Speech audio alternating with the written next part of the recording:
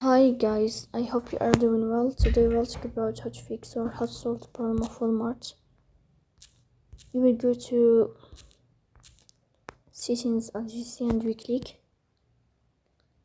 In this page, you will go to apps, default apps, app settings.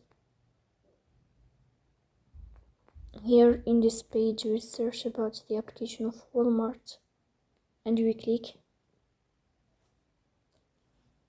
Here in this page of app info, you will go to first stop and you will click OK.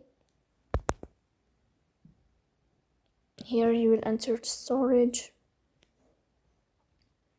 Then you click on clear cache.